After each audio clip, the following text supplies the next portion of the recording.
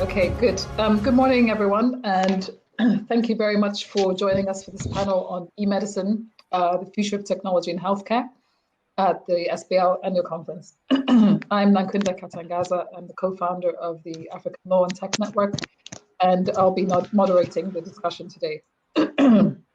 Needless to say, this conversation is particularly timely given the current public health crisis that we're all experiencing, but also the technological innovation that is making it possible for us from across the world and dining rooms and couches to meet and attend a conference like this one.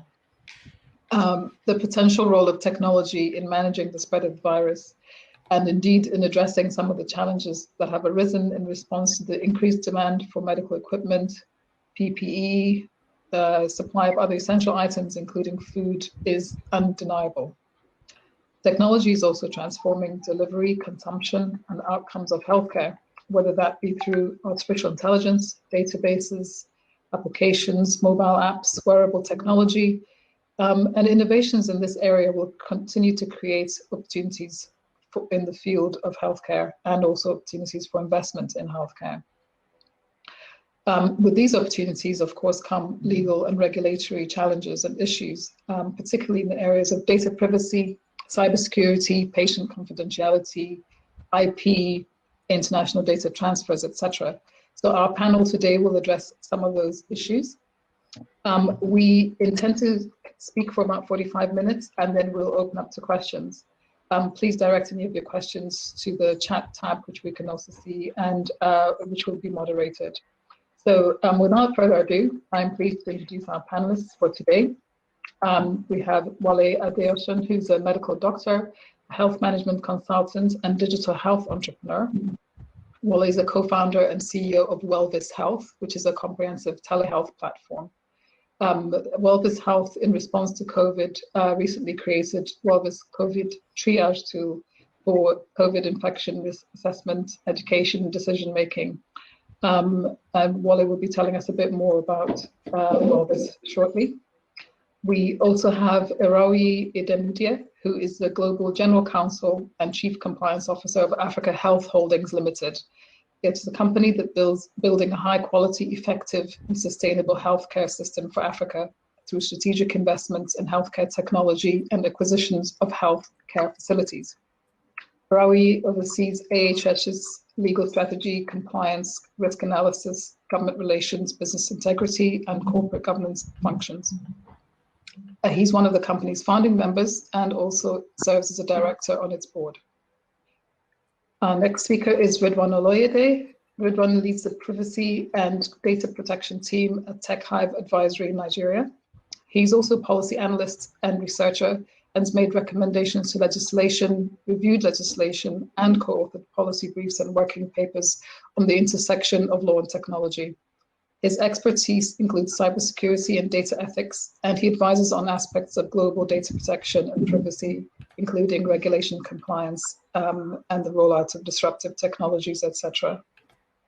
Our final, last but not least, speaker is Kasim Sadangi. Kasim is a lawyer specializing in IP, project management, and finance, and he's currently the national coordinator for the Office of Nigeria Content Development in ICT of NITDA. In this role, he oversees NITDA's effort in driving the development of local capacities in ICT in Nigeria. He also supports other regulatory functions of the agency. So welcome to all of our speakers this morning, and thank you very much for joining us. Thank you very much. So I'm going to kick off, thank you. I'm going to kick off our discussion with asking Wale and Erawi first.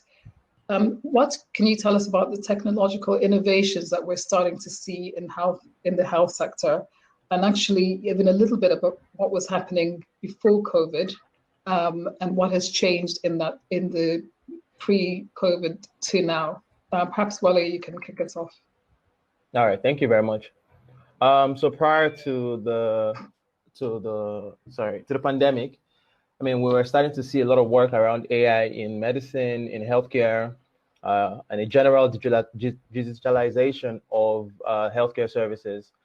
And that was, providing things like, EMR, when we're using EMR to get all of this healthcare data for digitalization to improve on clinical decision support and the likes. Of course, there was telemedicine and telehealth that was also being uptaken across the continent. But since the virus started, there's been a significant increase in the usage of all of this, particularly with telehealth.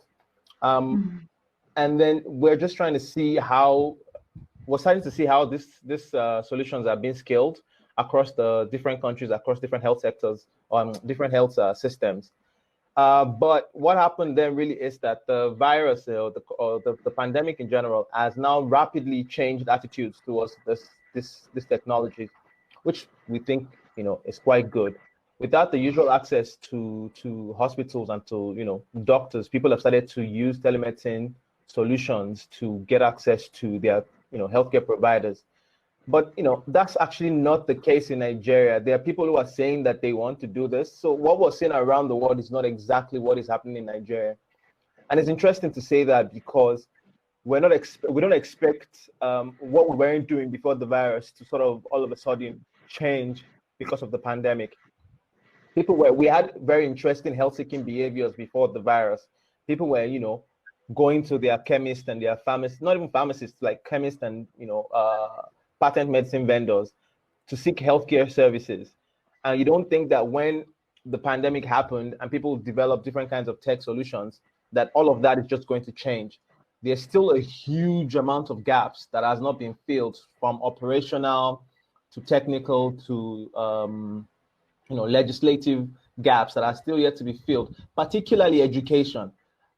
Users are not exactly familiar or used to these things, and you don't expect that to happen overnight, that tomorrow I'm going to develop a telehealth solution and then users are just going to be like, oh, okay, fine, I'm not going to go to the chemist anymore, I'm just going to use this telemedicine solution. There's still also the issue around trust. There are quacks in the hospitals. Why do we think there won't be quacks on telemedicine platforms, right? So there's a need for our users to gain trust of the platforms and also to be able to actually afford those platforms. And as much as a lot of these things are starting to happen, there's still a lot more work that needs to be done by different stakeholders, from the regulatory bodies to the actual entrepreneurs or investors and the users themselves. So I think this is what we've started to notice, that there's an uptake, but that uptake is not significant enough, particularly in my part of this world, that we're going to see a sudden change in user behaviors. Thanks, Wale. Erawi, what's your view on this? What are you seeing? Yeah, I do agree with Wale's point, and I have three different points to make in regards to the pre-COVID healthcare space. So as Wale did say earlier, which I completely agree with, you had a lot of, well, not a lot, but you had some companies that were trying to go into the EMR space because as everyone would know, in most hospitals across Africa at the moment, most of the records are paper-based, and that causes a lot of problems. You have issues with a doctor trying to get patients' thoughts on the patient's feelings, and the doctor is writing it down. You have prescription paper being written down, pharmacy is paper, labs is paper, and many things could happen to that. You could have coffee spill on the paper, and then you have to start all over again. You could have the paper destroyed, burnt, or anything, and anything will happen to that, and that could be a serious issue. So you have a few companies trying to move from that paper-based situation to more of EMR. And I can speak for our company, for all our portfolio companies, CarePoint, which is in Nigeria, Rabito, which is in Ghana. And we've been moving to EMR for the past 2.5 years since we incorporated. And when you move from paper-based to EMR, you have records that are easily accessible. You can track your doctor appointment. The doctor can obviously track the patient improvement.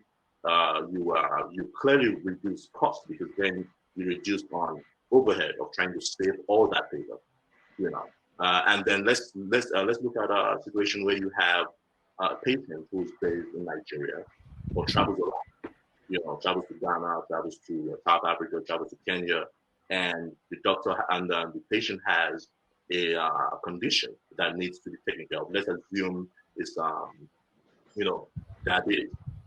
If that patient has to go to a hospital where the records are still paper based, how does that patient transfer their records across country lines? Do they have to take a file with them when they're flying out? Do they have to email the file? And of course, we know that email is not safe. It could be hacked. Do they have to fax the files? That's a big, that's a huge issue.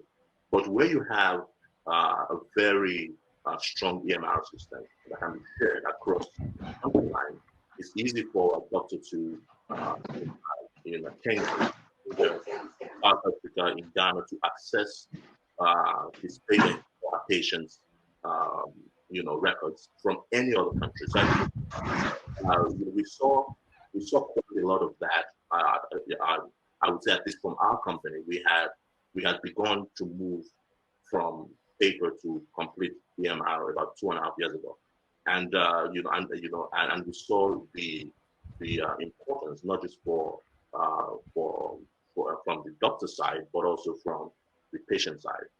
Then the second thing is and this is a shameless plug, but we've had an app called MyCare Mobile, and from that app you can easily see one of our doctors. So you can go into the app, select your location, select a doctor, and say, well, I have this condition, and I would like to be seen by a doctor in relation to this condition. And then the doctor on the other side is able to access the patient's comments, the patient's information, and see the patient from the other side. So I'll give you a scenario. So we have about 2 clinics or so in some remote part of Ghana, and on most days there are no doctors in that clinic. We have nurses there. So if a patient comes in and say, well, I have this condition which needs to be attended by a doctor, it's very easy for us because we have the MyCare, MyCare mobile app. The doctor who's sitting in any part of the world can video chat with that patient in that remote location and listen to the patient, take notes, EMR, not paper notes, and is able to, not just get a sense of what what the patient is feeling, but is able to then send a lab technician to go to the patient to draw blood and send the blood back to the clinic, or rather back to the lab, and then it's then processed there. So right from the past 2 years, 1 year, and even up until January, we've been seeing these kinds of tech-enabled solutions to healthcare prior to COVID. Then I'll give them the last example, which was much more. I think there was a company in South Africa that was handling this. The issue of drones. So again, you have a lot of areas in Africa where the infrastructure is not that strong, and in order to get from one location to another, that would naturally take, let's say, 1 hour or less, would then take about 6, 7 hours. So there was this company in South Africa that had drones, and they were transferring blood from the city, into the villages. And that was something else that we saw quite a lot, at least last year. Having the capacity to not just transfer blood to locations when it's necessary, but if you have to test something, the same thing that we do on our own app, MyCare Mobile, they could transfer the blood via drone from those remote villages to the labs in the cities. So, just to round up, with the question, the three important, tech-enabled solutions which were being seen during, prior to COVID was, EMR, Care Mobile, and drones. Thank you very much, both of you. Can I just apologize for my having to shout at somebody earlier? Nobody batted an eyelid. I think we're also used to online life and children and others wandering into your meeting. So apologies for that. I'm just going to take us now to looking at kind of the legal challenges. I'm going to ask Ridwan. Thank you. Your camera is on correctly now. Well done. Can you just talk to us about some of the, just outline some of the challenges facing health tech from the data protection, privacy perspective, and some of the issues that tech companies who are entering this space need to be aware of, where the gaps are, and what are the pertinent issues for them? All right. Yeah. Thank you. Yeah. Now, the first thing is always that often than not, when startups get into the markets, they are more concerned about just running it. So things like privacy, data protection, often than not, is always like maybe the last thing when they begin. It becomes some sort of cynosure under the cynosure of the regulator. That's when they start thinking about issues like that. And typically of so many small scale businesses too. Thinking about regulatory concerns and all of that, it's always pretty much like an afterthought. So just that's like the first major concern. But beyond that as well, we're looking at issues around gaps in terms of regulatory framework. So when we're looking at some of these new things that have been done around the health tech space, currently, often which is more often what the case is, there are really no regulations around what so many of these players are doing. So whether it's EMR, whether it's telehealth, whether it's so many, you can think of so many manifestations of health tech that we have currently. So you see that regulatory gap. So basically, you're playing in a space where there has a minimal regulation, or probably even the regulator that's not doing so much. So if you look at the scene locally here, we want to be concerned, okay, well, if it's the Ministry of Health, for example. So in 2014, Nigeria had the National Health Act, which very beautiful piece of legislation, had a number of privacy, security, address number of those concerns. But the truth is, the way the regulation itself is drafted, wasn't drafted in such a way where that enforcement or how to enforce it is really clear. So it's the Ministry of Health, the regulator for the purpose of privacy and data protection in the health tech space. It's really not clear, and they're not doing so much. You're not seeing guidelines. You're not really seeing any signs from them. So also beyond that, there are a number of other policies that we have growing in the space. Nigeria, as far back as had a 2015 to 2020 health ICT, healthcare ICT policy that was supposed to address a number of things. And after that, we had the Nigerian National Health Strategy, or e-health strategy, which was done in collaboration with NIDA and the World Health Organization. And also we had the National Health Policy. But all of these policies, I mean, you see clear actions about things that wants to be done. But as it is now, it's still pretty much just words on the pages of paper. You're not really seeing so much happening in this space. So last year, the National Health Electronic Health Record, for example, scaled first reading, which of course will have a lot of impact around businesses that concerns around EMR and electronic health record, all of that. So you're seeing that big regulatory gap. You're seeing the absence of regulation. You're seeing the absence of regulator. So, but beyond that, it's more important for organizations playing in this space to also be mindful of what's happening, and of course, making sure that they are also driving whatever initiative they are doing. They are trying to do what is right, because pretty much what the experience has been is we have a situation where the regulator wakes up someday and there's this piece of regulation coming and just trying to like sweep everything. They probably don't even understand how these businesses are run, the business model, the business environment, and just do this regulation. And I mean, it might probably be good as well. This is something we've seen in pretty much very early this year in the States and the country. So beyond that, part of the issues that we also have around privacy and data protection is also how these organizations, how do they probably even manage privacy and data protection in their own as an organization themselves? Do they have enough controls? Do they have procedure? Do they have process in place? So for us working in this space, we work with a number of health tech startups, and in some cases, we've found really impressive privacy controls, and in some cases, not really so impressive. We work with Wale, for example, and that's something really plausible from him that we see.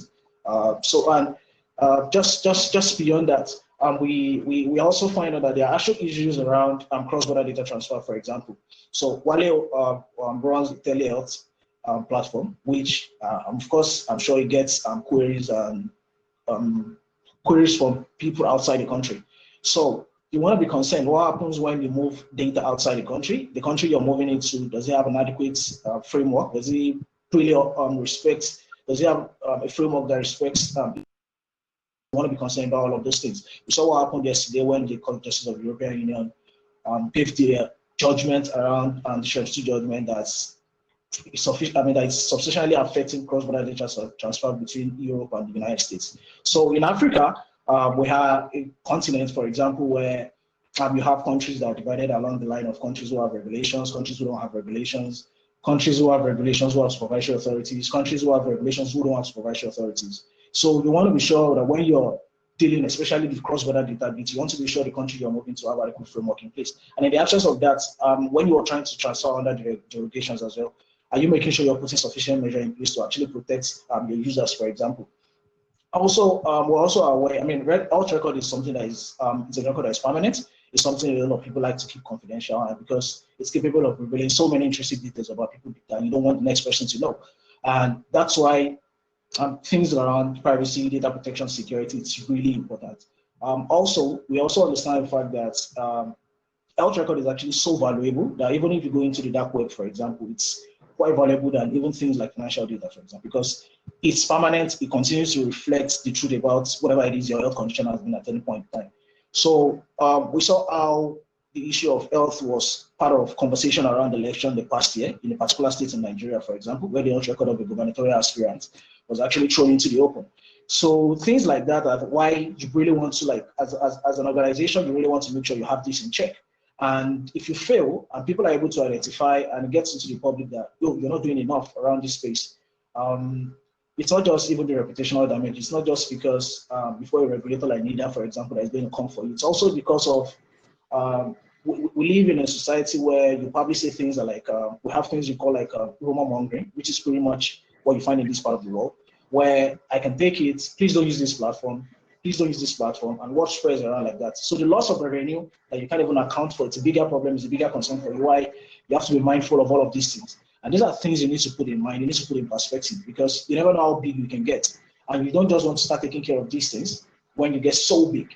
You have thousands of users, then you probably have one incident and it throws you under the bus. So that's why it's really important at the very early stage that we begin to put all of these things into concern. And the last point I'm going to make also is the fact that before Nigeria had its HIV/AIDS Discrimination Act, for example, discrimination around people who probably you become aware that they have like HIV, for example, it's like a big issue.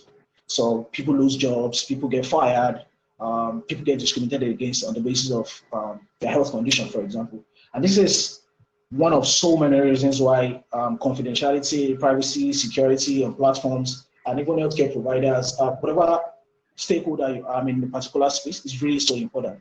So these are some of the issues that we'll continue to see. But ultimately, what we would expect is we want some clarity in terms of what we want from regulators, what we want in terms of regulation, we want some certainty. Who is doing what? Who's doing what? What's the policy action? What's the policy roadmap? And as an organization too, we need to do our bit, making sure we have all in check. I'm going to leave it at that for now. Fantastic. Thanks, Ridwan. This is all now coming very firmly into your area, actually, Kasim, I think, talking about regulation and the uncertainty and what health techs are looking for in order to contribute to public health initiatives and the strategy overall. So beyond the data protection and privacy issues that Ridwan's just covered, what would you say are the existing legislative and regulatory environment? What is it looking like in terms of supporting health techs, and especially in the sort of COVID era? Do you feel, from your perspective as NIDDA, that the environment is good enough? If not, where are the gaps? What's the missing information that you, in that role, need to be to create an enabling environment for innovation?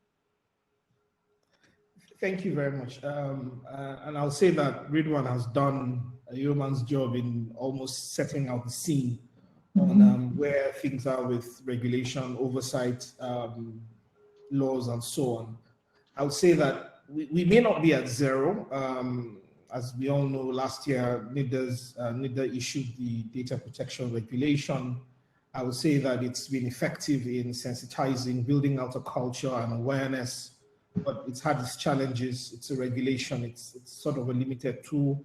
I know the conversations are going ahead with drafting a substantive law for data protection, which is completely necessary if we would have a hold on the situation or begin to have a proper hold on some of the challenges and the gaps, especially compliance and enforcement and just the robustness of dealing with the issues as regards privacy.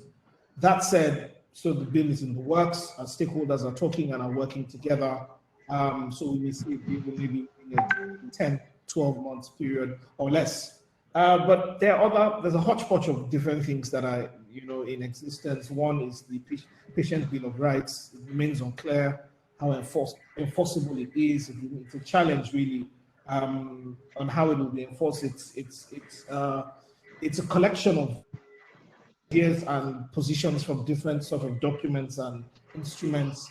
It makes coherent sense as to what is expected, but then again, enforcement, compliance, surveillance, it's a huge challenge. Ridwan rightly mentioned the National Health Act. It's a good start, but one will say that it leaves a lot to be desired. Section 38, I think, provides for health information management systems. It is a very lightweight provision. It provides for some penalty for breach, but then it is even more about establishing the records. There isn't clarity about compliance, about process. I think going forward, a huge part of our conversation has to be about process. Process for compliance, steps, change management, and things like that. What really needs to happen is a cultural revolution on how we keep records, how we treat digital records, and how we protect these records. This is seen clearly in some of the things we've been doing, even with the NDPR. I happen to lead the investigations and enforcement, and currently there was a sad case of in one of the states, a lab released to the public through the media, the index case, for the COVID test for a state. It's a huge breach. It's a crime. We've been investigating, but what is on ground is very simple. They have no process. They didn't feel any sense of obligation in real terms. They have no process for real ethics besides those on paper for the profession. It's just a sad case that a lot more has to be done beyond writing substantive laws, but actually having a regulator with oversight and responsibility, probably in the mold of HIPAA, looking at how HIPAA operates and how HIPAA is enforced and regulated, and how the process of subsidiary legislation, directives, and so on, and then guidance is given every now and then. You could see measuring HIPAA and some of the other, Australia, the EU, how there's been consistent, almost a barrage of information and guidelines on what needs to happen. So I think that will be necessary. We need to do more for compliance. We need to do more for drafting a proper law.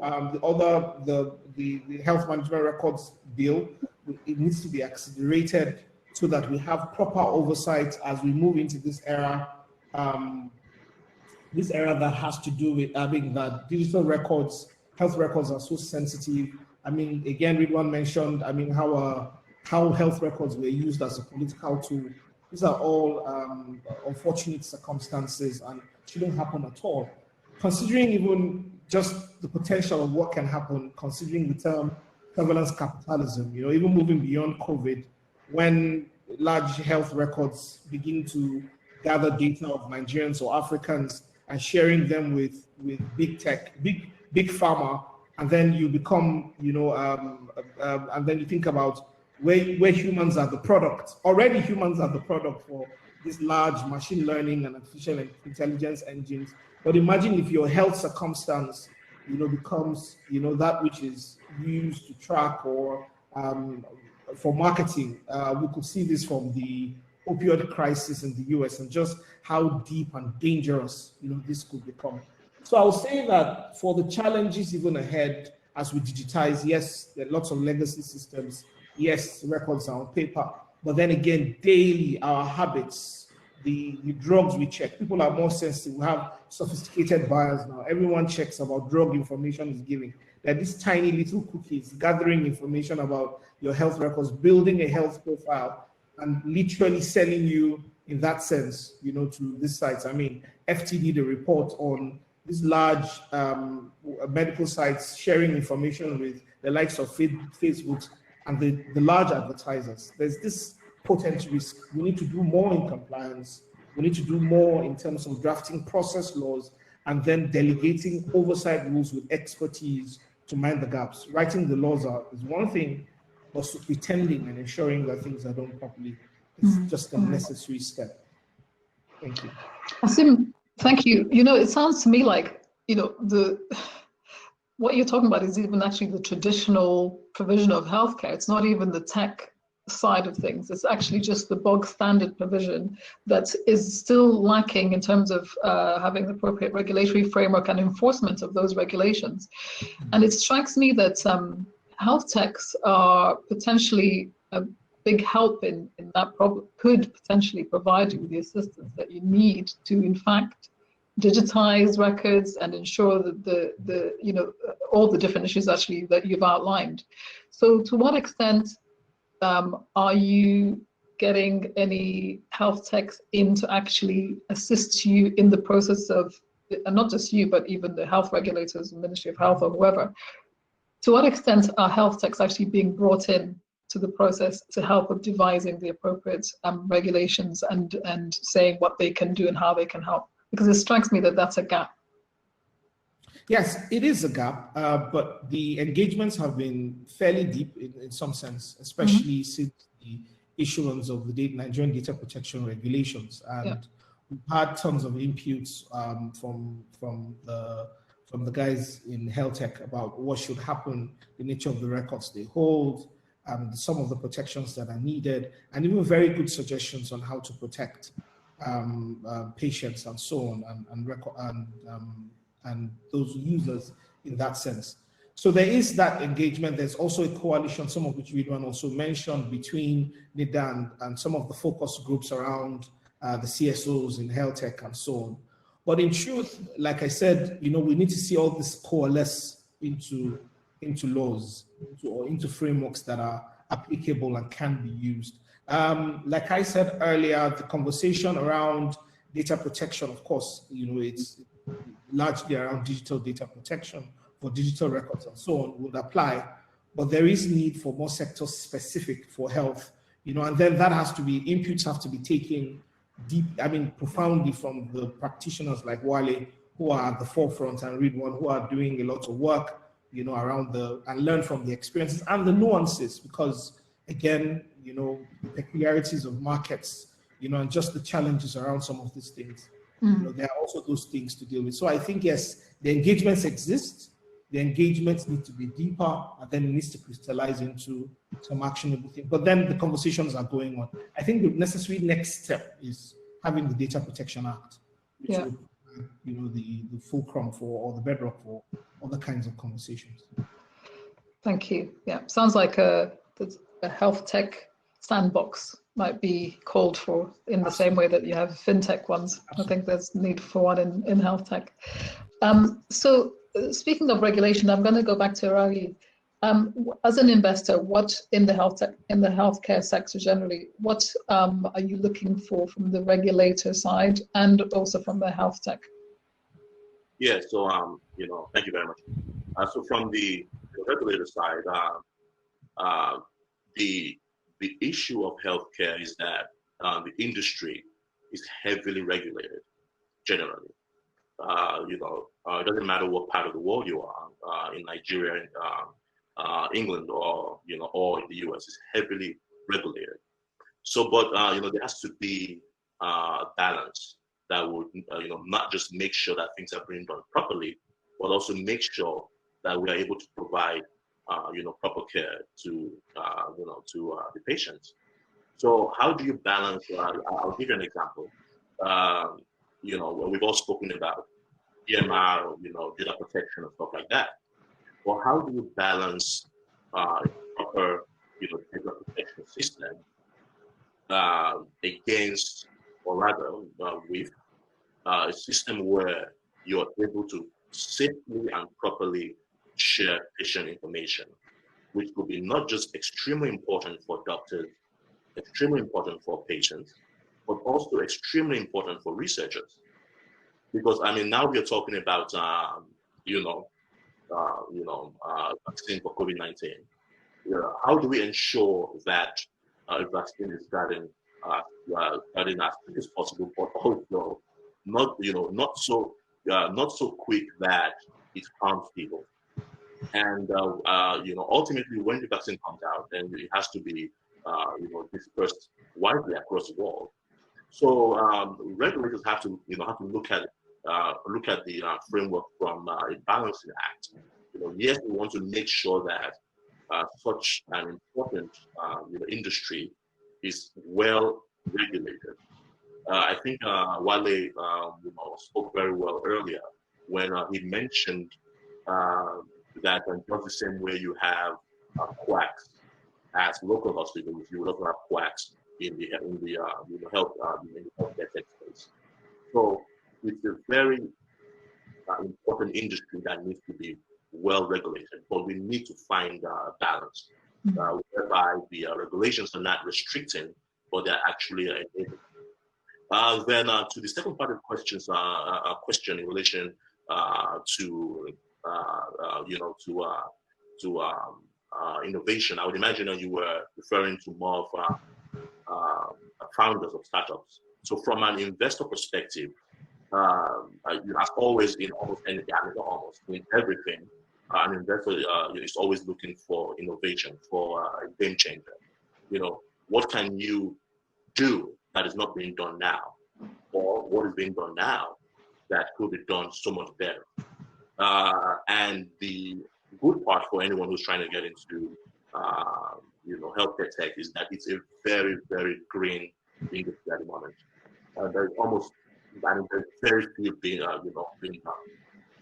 So you have a wide range of things to come up with. You have a wide range of problems to solve. So the question has to be, what is the problem that needs to be solved, and is that problem strong enough to make a significant social impact?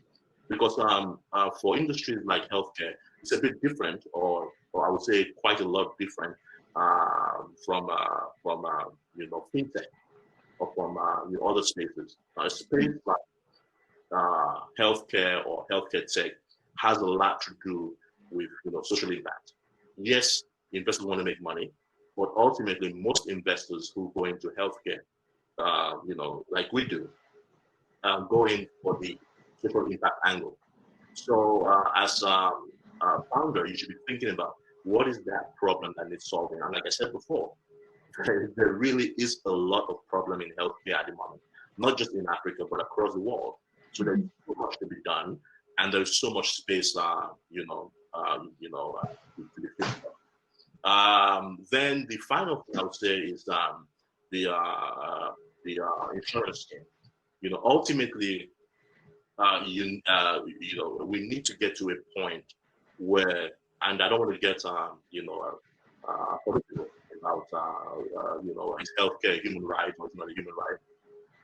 But we need to get to a specific point where people are able to get basic healthcare without needing to sell their homes or to sell a body part for it. And one of the ways to get to that point is making health insurance more accessible, not just to the most wealthy or to the most educated, but also to the villages, to people who would not ordinarily get to that point of even thinking that there is something like health insurance. And I think that's one of the parts, and that's one of that is something where there will be lots of synergy between government, the administrators, the startups, the hospitals, and even investors are, like us, because we are all under the same, plan to get healthcare to the deepest and furthest, communities. So just to round up, from the regulators' perspective, we have to look for a balancing. Yes, it's heavily regulated, but how can we balance it enough to be able to reduce the restrictions to create more innovation? From the investor side, investors are looking for something new, a game changer. What is out there that needs to be improved, or what is not out there that can actually make a significant social impact.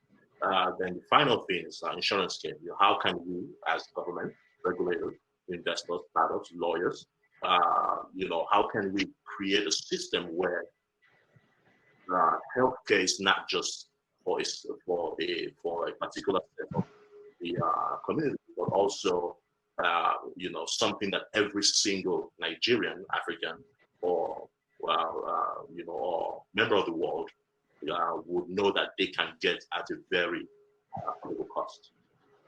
Thank you, Rawi. That's great. And you mustn't apologize for talking about access to healthcare as a basic human right. I think you've got an audience here that probably share that view. And I really appreciate your point about accessibility, because so often innovation in healthcare and health techs, it tends to be targeted at people who can already afford healthcare. So because obviously people want to earn a living from their innovation, and they don't want something that's just a freebie. So you end up with people creating things that simply give the same people better and better service and access.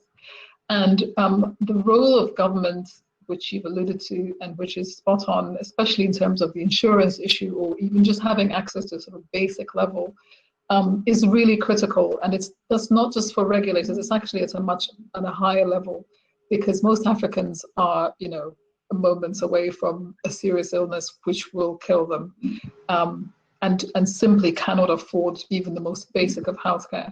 So that's a real challenge, and I think it's important to kind of bear it in mind beyond just sort of creating a regulatory framework that works to enable kind of tech innovation and stuff. And I think as an investor, that's a really responsible approach to your investments as well, to how you invest. And I think it's great. I personally appreciate that very much. Nakunda, very briefly, if I may, you mentioned a very, very important point about if you're making an investment, you are thinking about your returns, which is normal. Mm-hmm. But you also have, you also have to understand the space or the industry where you are trying to make a difference. So, for instance, I would give you the example of our app again. My Mobile. It's an app that we have spent a lot of money and a lot of resources in creating, without thinking of any returns now. But that app is able to help people who are in completely remote locations, who would not have the financial capacity to engage in healthcare yet. But on the long term, you are likely to see a return if that app becomes successful. So while people might think, well, I need to make money now, if you look at it from a more broader perspective and say, well, I would invest in this because it's the right thing to do, or because it's going to provide proper care for people who cannot really afford it. On the long term, you end up being successful, not just financially, but also from your passion. Thank you.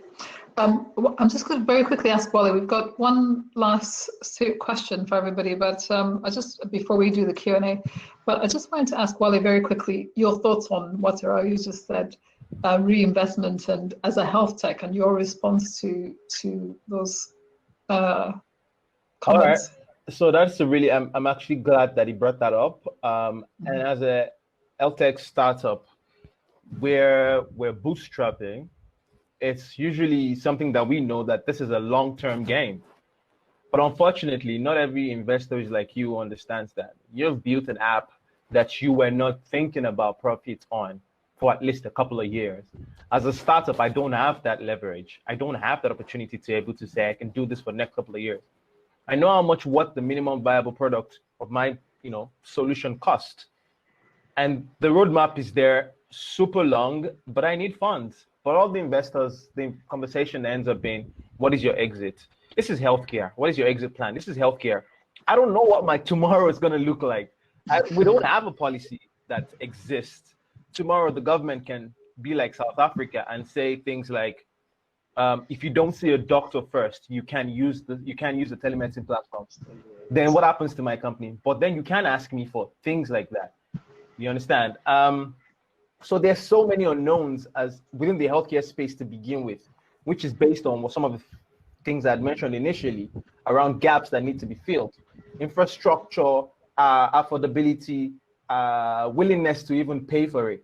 We've built all this in a way that you can come on the platform and ask a question for free. A doctor will respond to you when he can. That is how much we can go. But if you need a question, if you need an answer immediately, if you have, we don't attend to emergencies, but if you need some sort of response immediately based on your time or the decision you want to make, then you can pay a token to have a direct conversation immediately. That's how far we can go. We worked with the NCDC and we created a solution that is being used by the country for free for the NCDC, hoping that that would drive traffic to our own platform eventually. We know how much it costs us to make that, but as startups, we're not able to have those conversations around how long will it be before we start to make profit. We can have those conversations with investors. It's great that they're social impact investors, but not everybody wants to do that. If you're asking me about my 3 years or my 5 years plan, it's healthcare in Nigeria of all places, or in Africa in general. We don't know what it's going to be like. There's so many unknowns. So we need investors, and we need to have conversations that are more reasonable with investors that understand the space better. I guess you understand that better because you work in the space. But some guy who's been investing in fintech for the past 10 years, and every round he successfully exits 3x, 5x, whatever, can't be expecting the same thing in healthcare, because healthcare is such an unstable space. So yeah, that's basically the conversation for investors. There's way too many unknowns, and the request has to sort of be aligned with those situations on ground. Cool. Thank you. I just want to alert you panelists to some questions that have come through on the chat that have been directed very specifically. So if you see something directed at you, I can see a couple of questions for Kasim. Please feel free to type in your answer.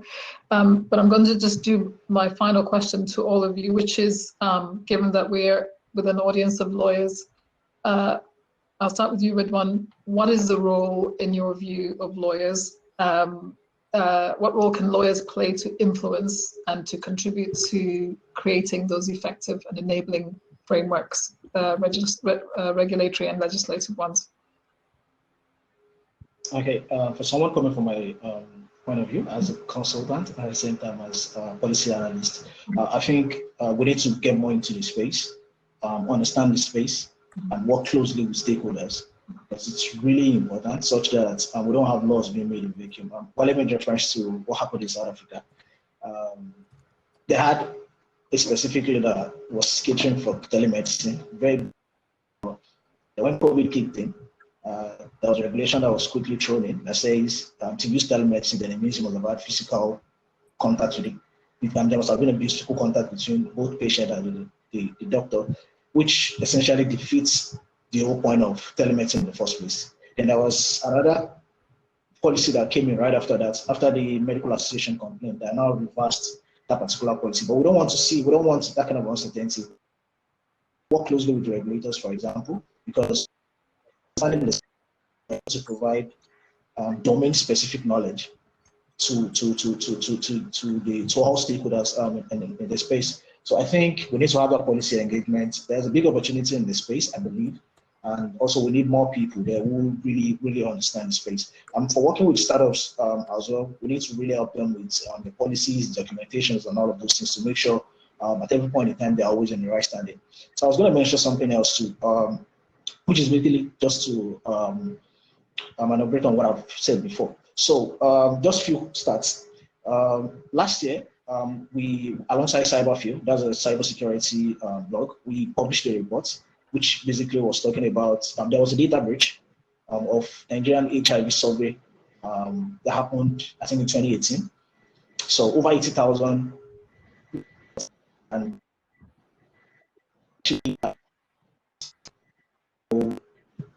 we did a research, we looked at when the government agency that was issued a statement, what they said was the information is anonymized. But anyone who has been paying close attention to anonymization, as the technology knows, anonymization itself is not foolproof. It's anonymized some other data, you're capable of re-identifying those people.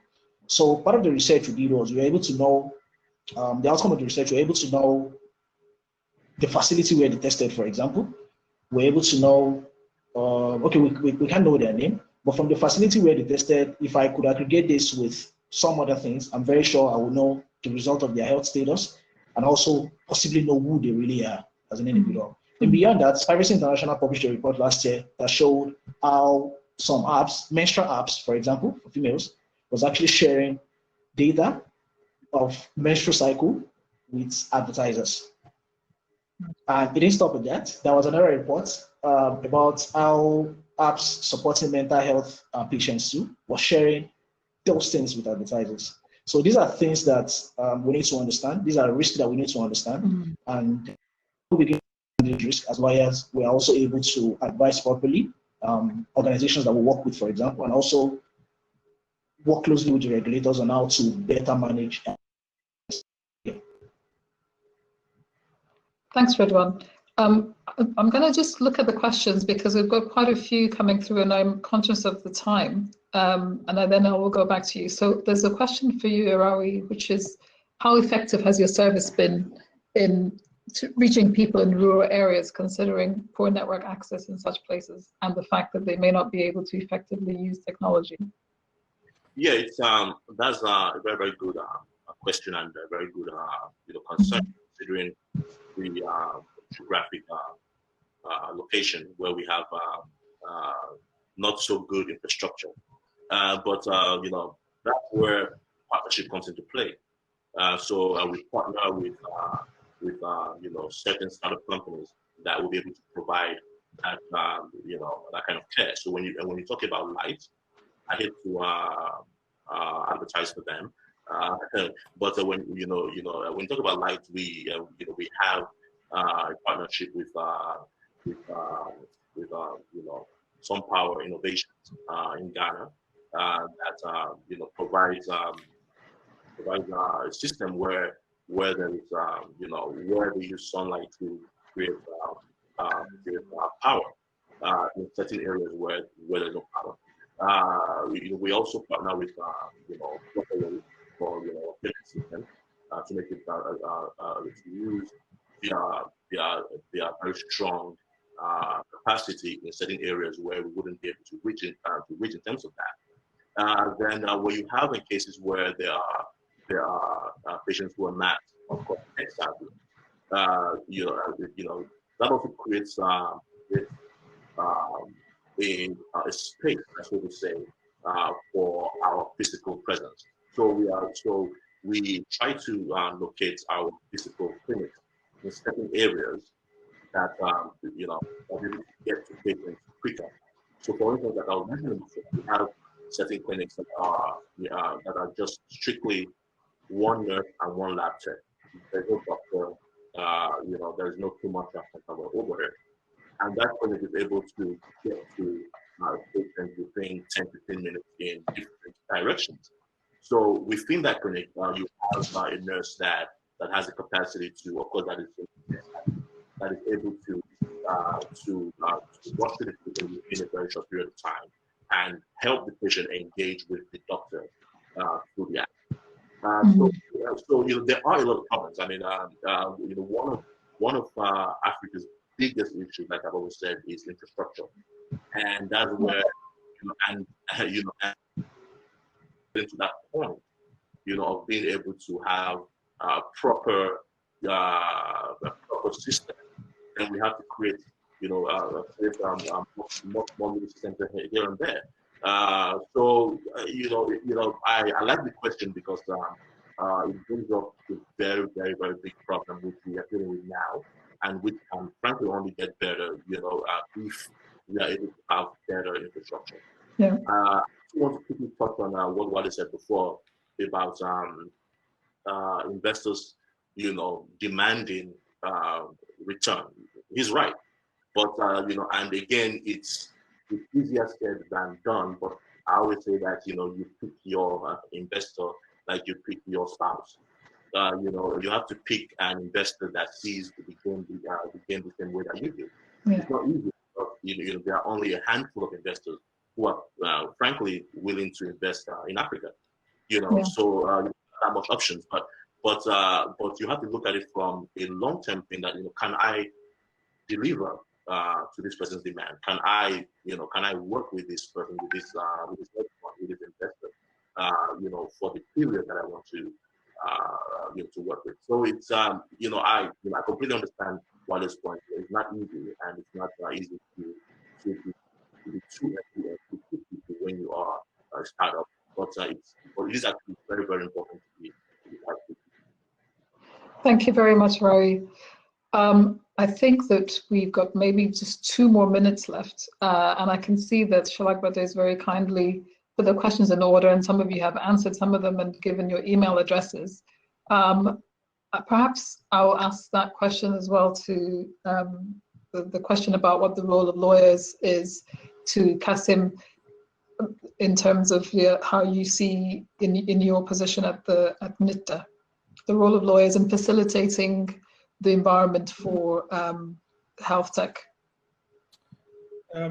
It's a great question because I think there hasn't been a better moment for stakeholder participation as we have today. Lawyers have very loud voices and are involved in varying degrees and varied activities, even around policy making. So I think that we generally need to pay attention to policy development. I see a lot of lethargy when instruments are being developed. There's a public hearing, there's a notice out. Sometimes I know it's underhanded also by policymakers not to have too many views they can control.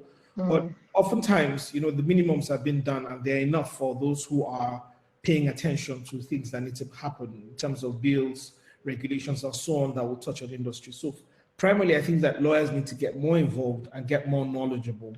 It's important that we have knowledge and understand specializations beyond the practice of law as it exists. I'm seeing tons of problems because, in this regard, because again, we tend to approach everything from the perspective of substantive laws as, penalties and exactly what should happen. But there are tons of procedural things and processes that needs to be in place that lawyers need to get equipped to be able to discuss. The landscape is changing. We need to get far more specialized. We need to have far more civil society type groups that discusses these things and impress on policymakers. I know, for instance, that for tons of the regulations we've done, a lot of how it is shaped comes from very persistent stakeholder groups that have kept in touch with what we're doing. But then we have far too few, in my view, that are being able to give perspectives and share opinions on some of these things. So I'll say that lawyers need to get far more specialized, understand the terrain that is changing, understand technical aspects of certain fields. This is one, especially as things change around machine intelligence, artificial intelligence, machine learning, artificial intelligence, technology. Lawyers need to know a little bit more about what's going on around, tech and other fields, engineering, medicine, and so that we could apply, the frugal thinking that law practice form sort of coalitions to allow us to do this easily. So that will be, one of the things I think that should be done quickly. Thank you. Fantastic. Thanks, Kasim. I think that's a really good place on which to end. I believe that our time is now up and the session is going to close down. I just want to thank all of you so much for your time and your thoughts and your ideas. And I just think we've got a really good platform to sort of build some of those connections between the legal side and the healthcare side. Certainly for us at the African Law and Tech Network, that's always our aspiration, is to bring those two together, the tech world together with the legal world. And this kind of conversation is precisely one that we can keep building on. We've done a number of these events in the last month or so. So we will keep all of you in touch. And for any of you audience members who are interested in joining the network, please do. Thank you very much to the SBL for hosting us. Thank you very much to Sholak Bate for herding us and keeping us in order. And it's been a pleasure meeting all of you. Thank you very much.